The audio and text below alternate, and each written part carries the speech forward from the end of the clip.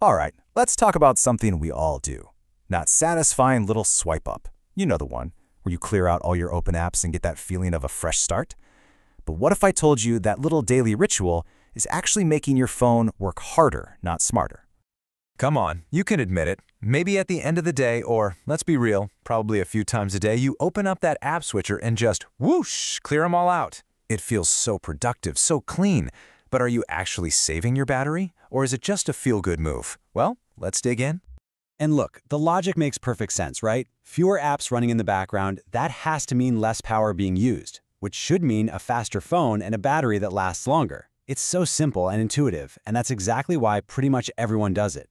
But this is where what we think we know is just plain wrong. And here it is, the big twist. The very thing we do to try and save power, force closing an app, is often what drains our battery even faster.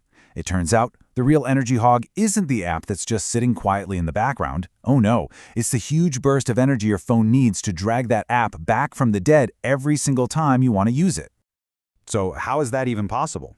Well, it's because that phone in your pocket, whether it's an iPhone or an Android, is an incredibly smart little machine. It's been designed from the ground up to manage its own memory and apps way more efficiently than we ever could by just swiping away. The secret here is something called the suspended state. See, when you switch away from an app, your phone doesn't keep it running full steam ahead. Instead, it basically freezes it in time. It's like putting a bookmark in a book and setting it on the shelf. The app isn't really using your processor or sipping battery, it's just paused, waiting for you to come back to it. And that's the crucial difference. Waking up a suspended app is like a gentle tap on the shoulder. It takes almost no energy.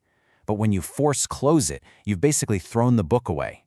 The next time you open that app, your phone has to go find it, open it to the first page, and load everything back into memory all over again. That's the process that really costs you battery life. You know, here's a great way to picture it. An app in the background is like a fan that's already spinning on low. It takes just a tiny bit of energy to get it up to full speed. But force closing that app, that's like bringing the blades to a dead stop. And what does it take to get that fan going again from zero? A big jolt of power. Your phone's apps are exactly the same. Now hold on, does this mean you should never close an app? Not quite. That swipe to close feature is there for a reason, but think of it as a troubleshooting tool.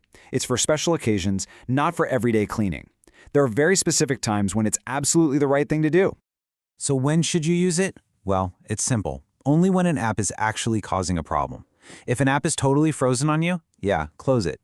If it's buggy and it keeps crashing on its own, a fresh start is probably a good idea. And if you go into your battery settings and see one specific app is going rogue and draining power, that's your cue to shut it down. Otherwise, just leave them alone. Okay, so if swiping away apps is officially busted, then what actually works? Let's stop focusing on what not to do and talk about the simple, proven things that will give you more power at the end of the day. These are the habits that make a real, measurable difference. If you want to see a genuine improvement, here's the checklist. First and foremost, your screen. It is by far the biggest battery hog, so just lowering the brightness is the #1 thing you can do. After that, it's all about your connections. Turn off Bluetooth if you're not using it. Stop apps from constantly checking your location with GPS. And of course, your phone has a built-in battery saver or low power mode for a reason. Use it. It handles all this stuff for you automatically. So at the end of the day, it all comes down to this. It's time to break the habit. You have to trust your phone. Seriously. Thousands of engineers have designed it to be as efficient as possible. Just let it do its job, and you'll actually get a phone that feels smoother and a battery that lasts longer. And that really leaves us with one last question. This whole app swiping thing is so common, it really makes you wonder, right? What other tech rules do we all follow every single day just because we think we're supposed to? It's a good reminder to always stay a little curious.